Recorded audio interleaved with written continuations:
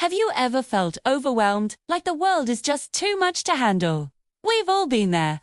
Today, let's take a journey together through 10 powerful Psalms, from 61 to 70, and discover a source of unshakable strength and hope. This isn't just ancient poetry, it's a roadmap for navigating life's toughest moments. Our journey begins with King David in Psalms 61 and 62. Imagine him, feeling small and vulnerable, crying out from the very ends of the earth. He asks God, "Lead me to the rock that is higher than I." This isn't just any rock, it's a symbol of divine refuge, a fortress high above the chaos of life. David reminds himself, and us, that his soul finds rest in God alone. He understands that people, wealth, and power are fleeting, like a breath. But God, He is our rock, our salvation, our fortress. We will never be shaken.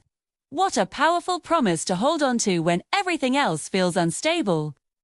As we move into Psalms 63 and 64, the scenery changes. David is in the wilderness, a dry and thirsty land. But his thirst isn't just for water. His soul thirsts for God. Have you ever felt that deep spiritual longing? David describes it beautifully, saying his soul clings to God. He finds satisfaction in God's presence, even in the harshest conditions. Yet, danger still lurks. In Psalm 64, he prays for protection from the hidden traps and malicious words of his enemies. He knows they sharpen their tongues like swords and aim their bitter words like arrows. But David trusts that God will turn their own schemes against them, reminding us that justice ultimately prevails.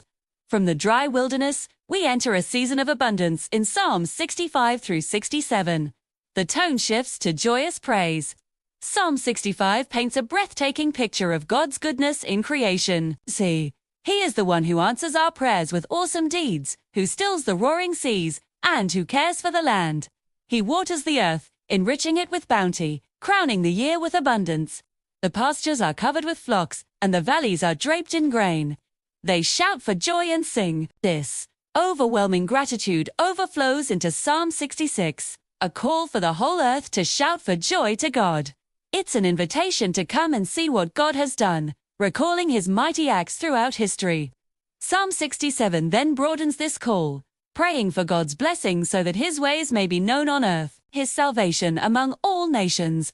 It's a beautiful vision of universal praise, where all peoples exclaim, "Let the nations be glad and sing for joy." Our journey takes a dramatic turn in the final Psalms, 68 to 70. Psalm 68 is a majestic anthem celebrating God's power. It portrays God as a triumphant warrior, leading His people, caring for the fatherless and the widow, and setting the lonely in families. We see His awesome procession, a powerful display of strength that shakes the earth. It's a vivid reminder that the God we serve is mighty and victorious. But then, in Psalm 69, the tone plunges into deep distress. The psalmist cries out, "Save me, O God, for the waters have come up to my neck. I sink in the miry depths, where there is no foothold." This is a raw, desperate plea from someone drowning in sorrow and reproach. It's one of the most poignant expressions of suffering in the Bible. Yet even here, in the depths, faith flickers, too. The psalm ends with a turn towards praise, trusting that God hears the needy. Finally, Psalm 70 is a short, urgent cry for help. "Hasten, O God, to save me. Come quickly, Lord, to help me." It's a breathless prayer for immediate deliverance, the kind of prayer we utter when we have no other words left. From the heights of the rock to the depths of the mire, from the quiet thirst in the desert to the global chorus of praise. These 10 Psalms capture the full spectrum of human experience. They teach us to cry out to God in our weakness, to trust in His protection, to praise Him for His goodness, and to hold on to hope even when we feel like we're drowning. They show us that our God is a rock, a provider, a mighty warrior, and a swift deliverer. Whatever you're facing today, there's a psalm for you. Let these words be a source of comfort and strength on your own journey. Thanks for walking through these Psalms with me today.